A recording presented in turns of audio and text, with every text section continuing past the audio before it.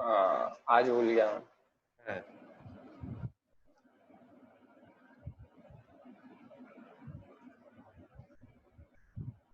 Okay, so we're starting this new chapter, solutions. Very important chapter और बहुत easy chapter है. हाँ, लेकिन क्वेश्चंस आते हैं एग्जाम में, so please do it as we move forward. Okay, so पहले डिफाइन करते हैं मिक्सचर. मिक्सचर क्या होता है? लेमन की लैंग्वेज में यही बोलेंगे ना कि जब भी किसी भी दो या तीन चीजों को मिक्स करेंगे तो मिक्सचर कहलाएगा, राइट? तो to or more chemically non reacting. बस यहाँ पे अब जो टेक्निकल डेफिनेशन में ऐड करूंगा ना, क्योंकि अपन केमिस्ट्री स्टडी कर रहे हैं इसीलिए they are chemically non reacting pure substance.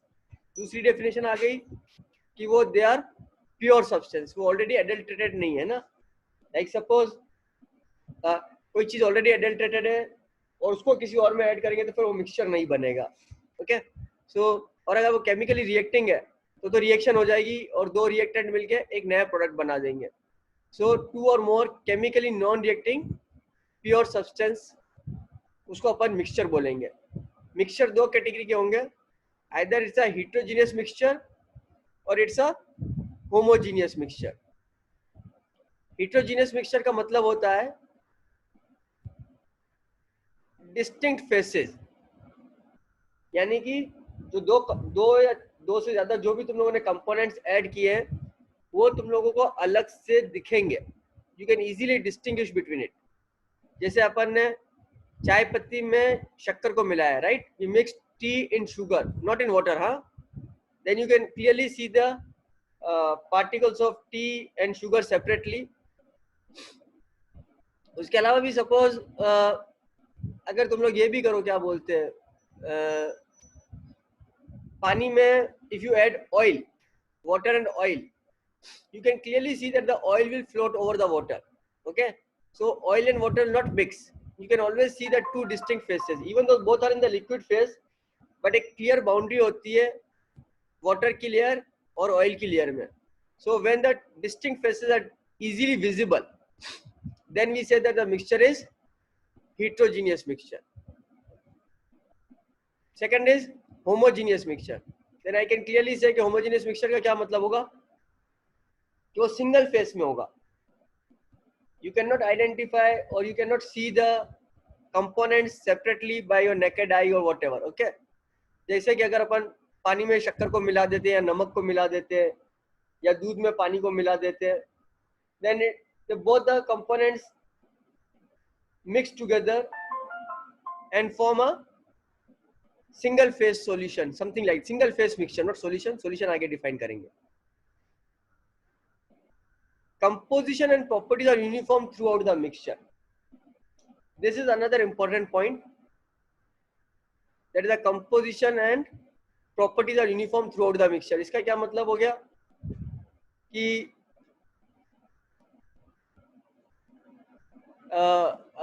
अगर किसी सॉल्यूशन को हीट करेंगे तो मिक्सचर को हीट करेंगे या बॉईल करेंगे तो एक साथ उसका बॉइलिंग पॉइंट सेम होगा, उसका मेल्टिंग पॉइंट सेम होगा. या अगर दूसरी फिजिकल प्रॉपर्टीज हो, suppose whatever like the refractive index of the this mixture, तो पूरा यूनिफॉर्म होगा थ्रू आउट. ऐसा नहीं है कि एक डायरेक्शन में अलग जा रहा है, दूसरे डायरेक्शन में अलग जा रहा है, एक कंपोनेंट का अलग है दूसरे. Those components will lose their individual identity and they will give the new identity. Is this clear?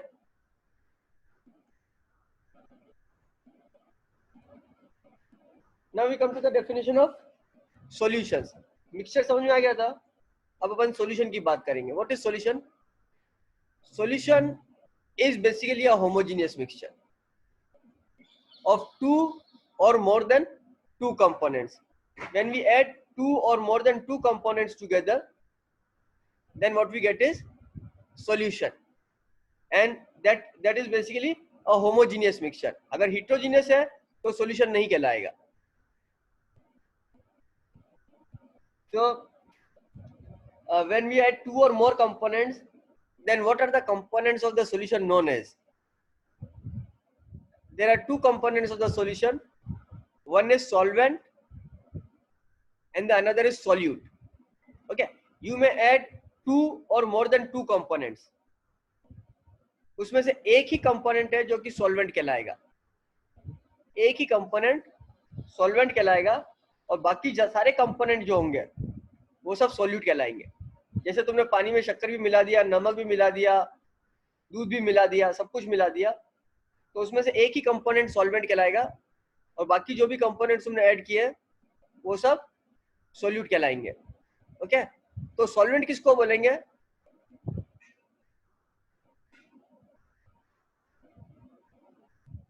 Solvent उस कंपोनेंट को बोलेंगे जिसकी स्टेट और सॉल्यूशन की स्टेट दोनों सेम है।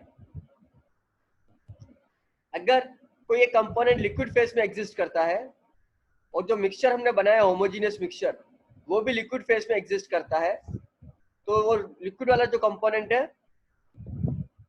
वो सॉल्वेंट कहलाएगा। अगर किसी मिक्सचर को हमने बनाया जिसमें जो मिक्सचर है होमोजीनियस मिक्सचर वो गैसियस फेज में एग्जिस्ट करता है, तो जो कंपोनेंट गैसियस फेज में होगा वो उसका सॉल्वेंट कहलाएगा। Is this clear to everyone?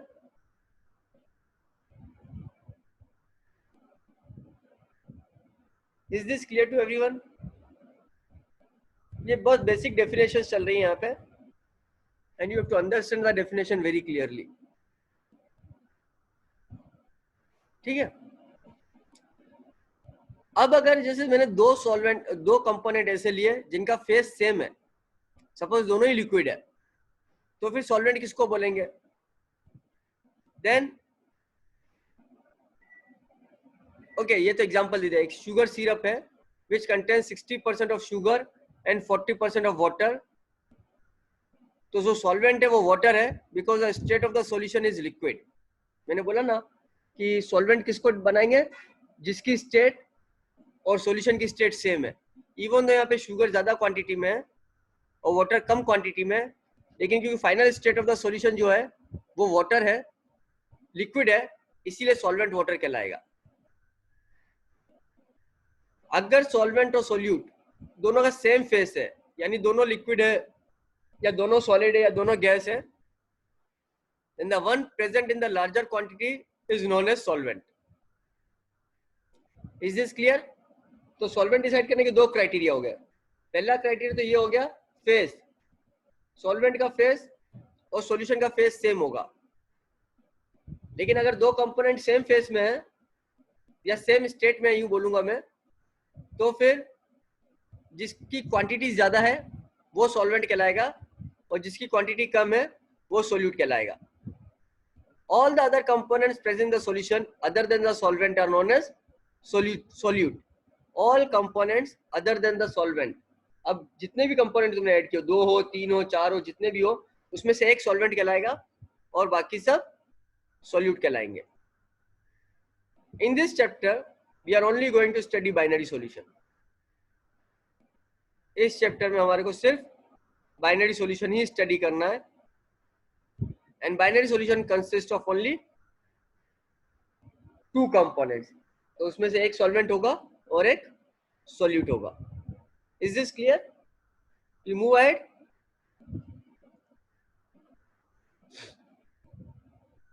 ये कौन लिख रहा है? मत लिखो।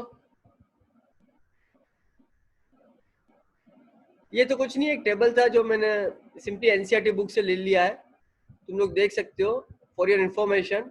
और थोड़ा सा तो इन सब टेबल्स को अभी से मेमोराइज करना शुरू कर दो।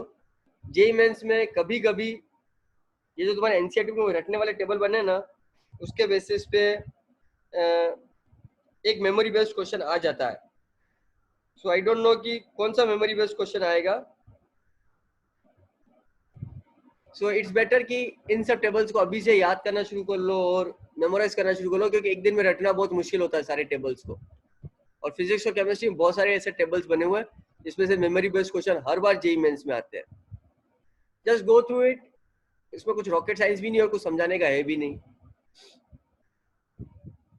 Now this is the easiest part. इसका थोड़ा बहुत तुम लोग 11th क्लास में कर भी चुके हो, but still I will go through it, क्योंकि डेफिनेशंस बहुत इंपॉर्टेंट है और कभी कभी बहुत इजी सवाल बहुत सारे एग्जाम में आते हैं इसमें से। concentration of solutions. Basically, how do you express solutions concentration in mathematically? Composition of a solution is described by expressing its concentration. अब concentration कैसे बताते हैं? Concentration बताने के दो तरीके होते हैं. Either you give a qualitative expression or you give a quantitative expression. Qualitative is a very subjective है ना. Qualitative में दो तरीके से बोलेंगे. Either the solution is dilute, यानी कि solute जो है उसकी quantity बहुत कम है और solvent बहुत ज्यादा है, और the solution is concentrated, यानी कि solute की quantity बहुत ज्यादा है और solvent की quantity बहुत कम है. But ये जो तरीका है ना एक्सप्रेशन का, it doesn't solve any purpose other than खाली वह एक रफ आइडिया दे देता है. जैसे तुम लोगों ने लैब में केमिस्ट्री लैब में बहुत बार पढ़ा होगा, dilute solution of HCl, concentrated solution of HCl, dilute acid, concentrated acid, उससे ज़्यादा कुछ भी नहीं होता है. But that doesn't gives us any idea, fair idea कि हम आगे कैसे proceed करें. Okay, so mathematically भी जो है ना, जिसको अपन बोलेंगे quantitatively there are other ways of representing the concentration of the solution, and those quantitative ways are mass percentage, W by W, volume percentage, mass by volume percentage. यहाँ पे मैंने specially इसकी यूनिट को मेंशन कर दिया क्योंकि ये बहुत काम की है, ग्राम पर 100 मिलीलीटर. ओके, बाकी तो कुछ नहीं है. ऊपर मास परसेंटेज और वॉल्यूम परसेंटेज तो कुछ भी नहीं होता है, खाली सिंपल परसेंटेज निकालने का मेथड है जो 7th क्लास का बच्चा भी कर लेगा. मास बाय वॉल्यूम परसेंटेज में थोड़ा सा कैलकुलेशन करना होता है, ज्यादा कुछ नहीं है. पार्ट्स पर million, again this is one of the frequently used method when we express pollution in the environment. तुम लोगों ने बहुत बार अगर उदयपुर में घूम रहे हो देखा होगा, कहीं कहीं पे जब पे बोर्ड लगा हुआ होता है जहाँ पे वो बताते हैं कि कार्बन मोनोऑक्साइड एटमॉस्फेयर में कितना है या नाइट्रोजन जो भी पॉइजनस सब्सटेंस है वो एटमॉस्फेयर में कितना है. That is generally expressed in parts पर मिलियन. तो ये भी एक बहुत इंपॉर्टेंट वो है, क्या बोलते हैं, समझने वाला है. Then mole fraction, molarity and molality, ये तीन बहुत ज्यादा यूज में आते हैं हमारे को केमिस्ट्री में. और ये तीनों मेथड तुम लोग 11th क्लास में तुम्हारे फर्स्ट चैप्टर जो था मोल कॉन्सेप्ट उसमें पढ़ चुके हो. फिर भी हम लोग इनको वापस से डिटेल में करेंगे. और तुम्हारी एनसीईआरटी बुक में बहुत सारे सवाल दे रखे हैं और मेरी शीट में भी बहुत सारे सवाल दे रखे हैं. आज के लेक्चर खत्म होने के बाद ट्राई टू सी कि ये जितने भी मेथड्स मैंने बताए हैं, इन सब मेथड में जितने भी सॉल्व एग्जांपल और अनसॉल्व एग्जांपल तुम्हारी एनसीईआरटी बुक में और मेरी शीट में दे रखे हैं, सब तुम लोग सॉल्व कर लो, इररिस्पेक्टिव ऑफ मेरा लेक्चर आज कहाँ पे खत्म होता है. Okay, first is mass percentage, W by W. It's very simple. Mass percentage of the component कैसे डिफाइन होंगे? किसी भी कंपोनेंट का mass percentage, mass of that particular component divided by the total mass of the solution multiplied by 100. ये तो basically percentage निकालने का तरीका यही होता है ना. तो this is nothing, it's only जो हम परसेंटेज निकालते हैं ना किसी भी चीज का, वो है. ओके, बताओ मेरे को कैसे करेंगे इसको.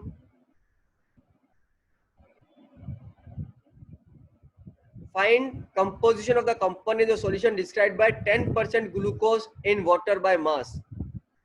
तो बताओ किसी भी सॉल्यूशन में suppose call, okay, I give you 110 gram of solution. Okay, सब लोग प्राइवेट चैट में आंसर लिखो. If I give you 110 gram of solution, तो बताओ उसमें वाटर का मास कितना होगा.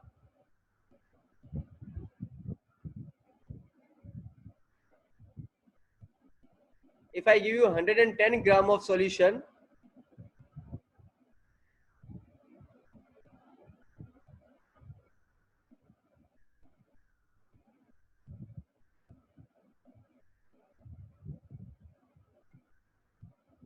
वाटर का मास कितना होगा?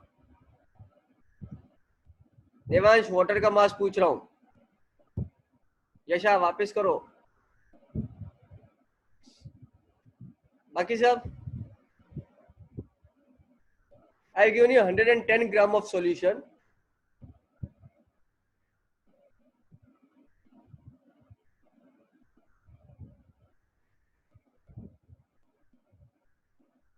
देवांश वापस कर.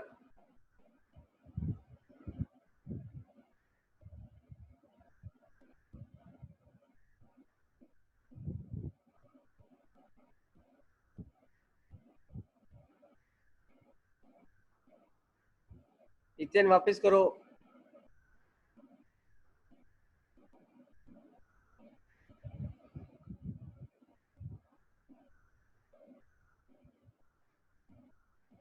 बाकी सब क्या कर रहे हैं? मिसबा, कशिश, Mustafa.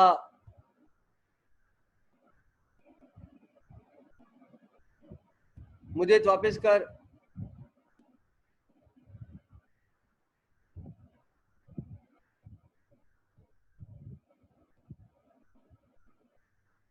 I given you 110 gram of solution. What is the mass of water?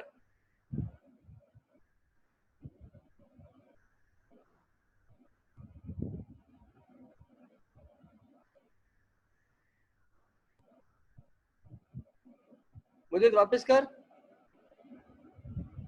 Sakina,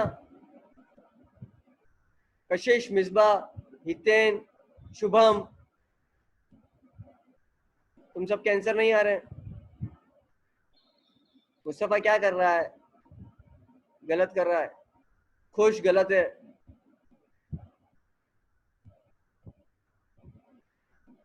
यशा तुम्हारा आंसर नहीं आया. आ गया, ठीक है, आ गया.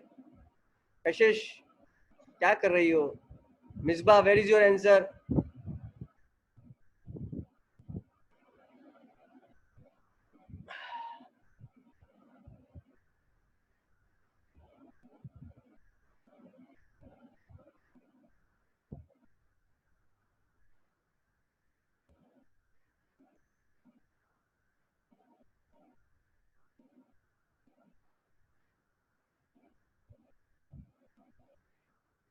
ओके, मैंने सॉल्यूशन का वेट दिया है 110 ग्राम और ग्लूकोज का वेट कितना है? 10%. So what is 10% of 110? This is 11 ग्राम. इसका मतलब ग्लूकोज कितना हो गया? 11 ग्राम हो गया. तो वाटर कितना हो गया? 110 minus 11 is 99 gram.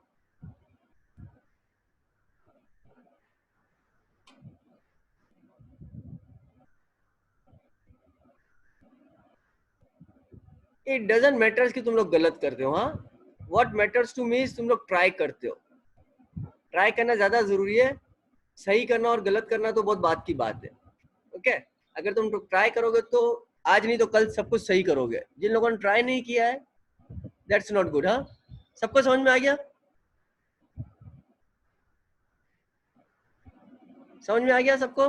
Hiten? Yes sir. Okay, आगे चले.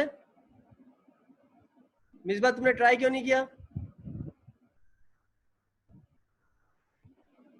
ट्राई करा है. हाँ,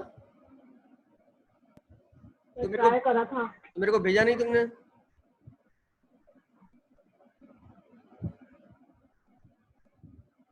ओके, हम वापस से इस स्क्रीन पे आ गए, पावर पॉइंट प्रेजेंटेशन पे. सो अब ये तो अब जरूरत नहीं इसको करने की, क्योंकि हम लोग ऑलरेडी इसको सॉल्व कर लिए इस सवाल को. हमने अच्छा एग्जांपल ले लिया.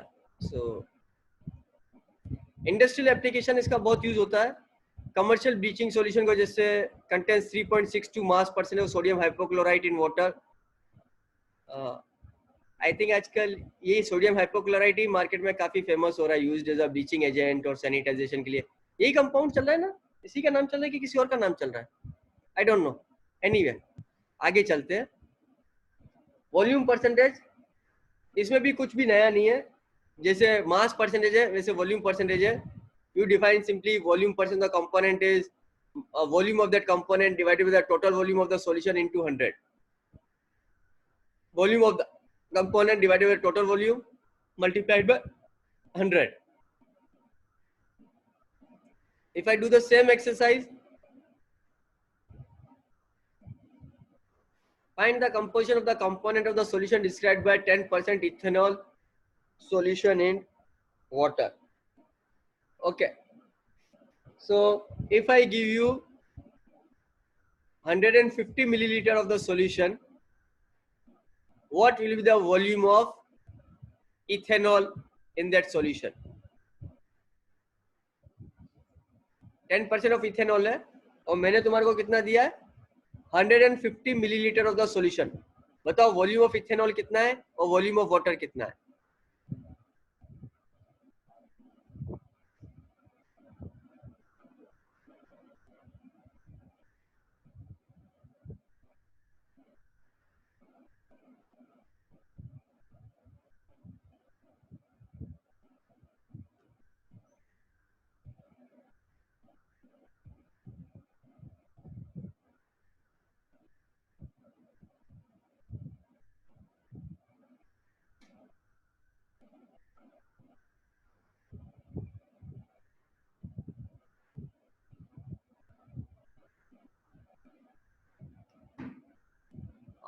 ग्राम नहीं होगा, मिलीलीटर होगा. वॉल्यूम की बात कर रहे हैं. वॉल्यूम ऑफ द इथेनॉल कितना होगा?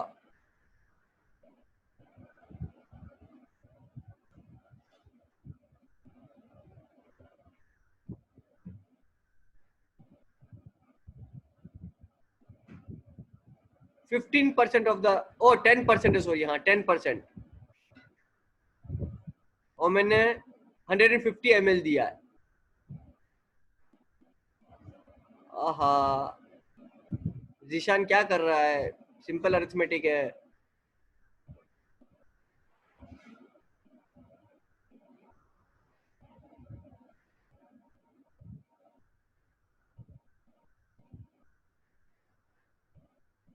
मैंने 150 ml दिया है.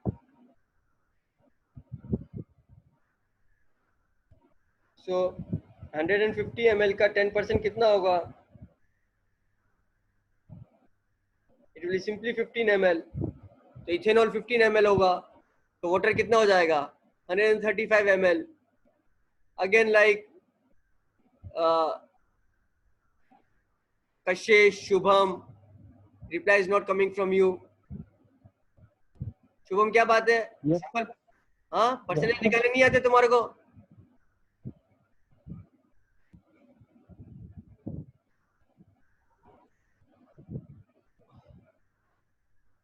Okay, we'll again move to the presentation and move ahead.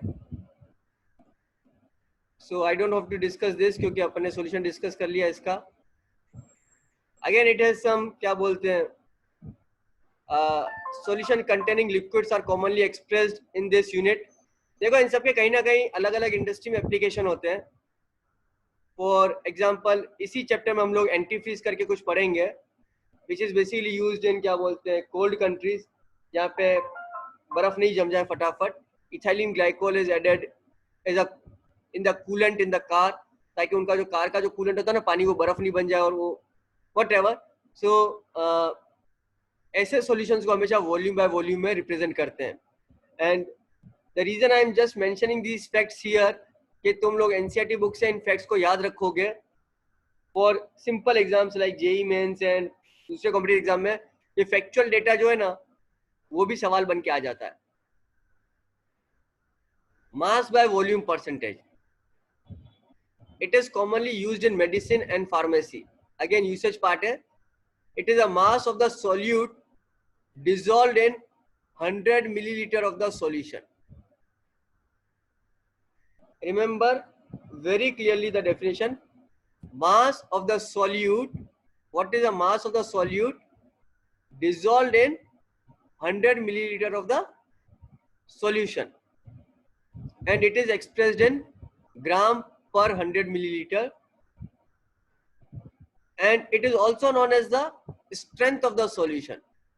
कभी कभी इसको कंसंट्रेशन भी बोल देते हैं किसी किसी सवाल में, but strength of the solution को बहुत क्या बोलते हैं फ्रीक्वेंटली यूज किया जाता है इस टर्म को. So instead of asking the unit in gram per 100 millilitre और explicitly saying that it's talking about mass by volume percentage, when it simply says what is the strength of the solution, you must be able to understand that it's asking you to find out the mass of the solute in 100 milliliter of the solution. Remember, यहाँ पे एक term तो solute है और दूसरा term जो है ना वो सॉल्यूशन है. ओके, ये ध्यान रखना बिल्कुल अच्छे से. Okay, try to solve this question. This is the last question we solve today. और मेरे को चैट में आंसर करो. If we have 6% of weight by weight urea solution with a density of 1.060 gram per milliliter, then calculate its strength in gram per liter. तुम्हारे को क्या किया, density दे रखी है सॉल्यूशन की और वेट बाय वेट परसेंटेज दे रखा है यूरिया का. हमारे को स्ट्रेंथ निकालनी है सॉल्यूशन की. तो यहाँ पे तो मैंने एक्सप्रेसिवली बोल दिया ग्राम पर लीटर, बट अगर मैं नहीं भी बोलता तो स्ट्रेंथ मींस आइदर ग्राम पर मिलीलीटर, ग्राम पर लीटर और ग्राम पर 100 मिलीलीटर. अगर स्ट्रेंथ ऑफ द सॉल्यूशन बोलते हैं ना तो हम ग्राम पर 100 मिलीलीटर बोलते हैं. यहाँ पे मैंने स्ट्रेंथ ग्राम पर लीटर में पूछा एक्सप्लिसिटली. ऐसे सवालों को करने के लिए सबसे पहले क्या करना है, assume that we take 1 litre of total solution. Now you have to find out what is the weight of the urea in this solution. Solve it.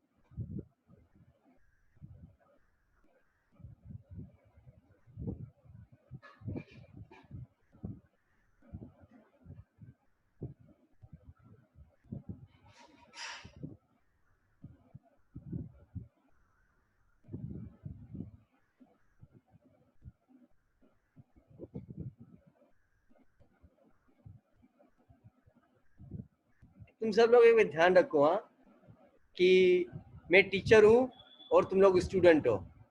हाँ, डोंट चीट विथ मी. हाँ, चीटिंग तो करना ही नहीं. मतलब I can easily सी कि कौन cheating कर रहा है और कौन नहीं कर रहा है ना. सबको नहीं बोल रहा हूँ, कुछ लोगों ने वाक्य में कैलकुलेट भी किया होगा, बट चीटिंग मत करो. मतलब there is nothing to impress me. हाँ, मेरे को इम्प्रेस करने की कोशिश मत करो. Be fair to yourself. हाँ, अपने आप सॉल्व करो. हाँ देवांश, चीटिंग कर रहे हैं लोग. सबका आंसर 63.6 आ गया अचानक से.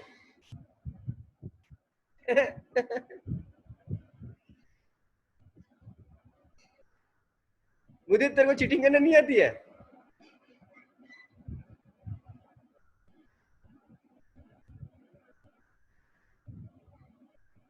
तो कर रहा हूँ सर. नहीं, चीटिंग करना नहीं आती है. देख यहाँ पे धमाधम 63.6 आ गए. मतलब इतना फास्ट तो मैंने भी सॉल्व नहीं किया था सवाल को. जब मैंने पहली बार सॉल्व किया था तो हुआ ही नहीं था मेरे से. सर नहीं करी सर.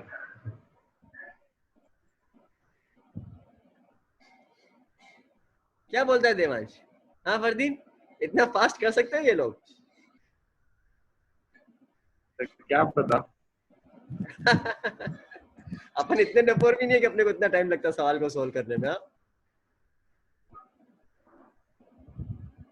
एनीवे, जिन्होंने खुद किया बहुत अच्छी बात है, और जिन्होंने चीटिंग की है तो गलत है। चीटिंग नहीं करनी चाहिए हम लोगों को, क्योंकि आंसर नहीं आना बहुत नेचुरल है। अरे ये क्या हो गया?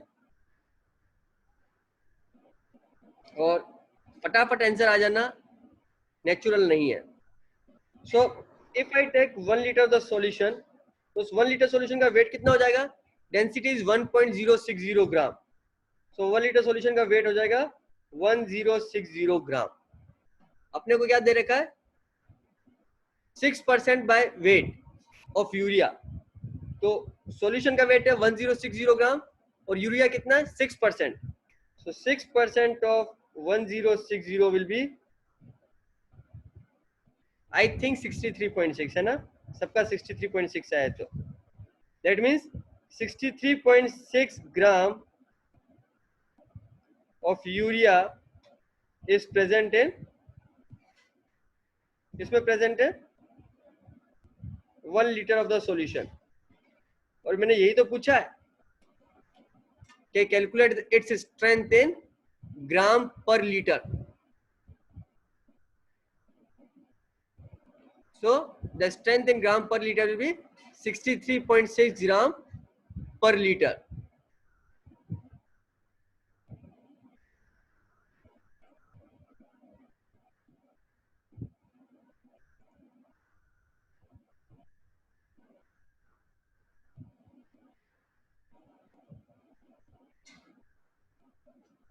आ गया सबको समझ में?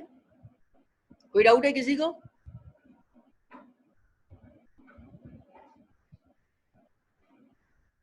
Next topic is mole fraction. So I'll start this in the next class. बताओ ये मोल होता क्या है?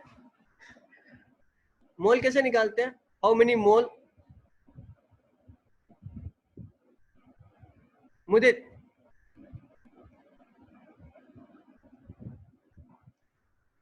नंबर ऑफ मोल्स कैसे निकालते हैं?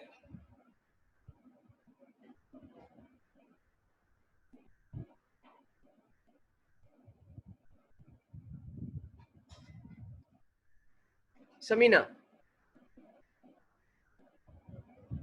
Given mass upon molar mass, जिसमें हाँ, किसी एलिमेंट के 6.022 into 10 से हो गया। It's okay, fine. Given mass divided by the molar mass. Molar mass की डेफिनेशन नहीं पूछ रहा हूं मैं, वो ज्यादा डिफिकल्ट है, उसको वो अभी तुम लोग नहीं दे पाओगे। बट तुम्हारे को आता है मोलार मास कैलकुलेट कैसे करते हैं, वो आता है। डेफिनेशन भले ही नहीं आती हो। जैसे वाटर का मोलार मास होगा 18 ग्राम, तुम खाली उसके एटॉमिक उसका जो मास होता है, मोलिकुलर मास, उसको ऐड करते जाते हैं ना। वाटर का 2 + 16 18 हो जाता है। अगर मैं इथेनॉल का पूछूं C2H5OH, तो कार्बन का कितना होता है फरदीन? 12 होता है। नॉर्मली हम 12 ही लेते हैं। तो कार्बन का 12, हाइड्रोजन का 5, ऑक्सीजन का 16, कितना हो जाएगा? मोलार मास कितना हो जाएगा इथेनॉल का? 46। Okay, so I will and the class here only. Next class में तुम लोग थोड़ा सा मोलार मास निकालने की प्रैक्टिस कर लेना, 2-4 सब्सटेंस का। अपनी शीट के सवाल करूंगा, तो अपनी शीट थोड़ी कर लेना तुम लोग, and will continue the next class. Okay, एक मीटिंग अभी मैं शेड्यूल करूंगा 10:30 की, and I will send you the URL। तो 10:30 पे वापस सब लोग क्लास में आ जाएंगे। ओके, और कल हमारी 2 क्लास होगी, 7:30 to 8:10 पहली क्लास, और दूसरी के क्लास का टाइम जो है ना, हम पहली क्लास के बाद ही डिसाइड कर लेंगे, उसको 15 मिनट बाद शुरू करना है, 1 घंटे बाद शुरू करना है। Okay, anything else? किसी को डाउट है क्या?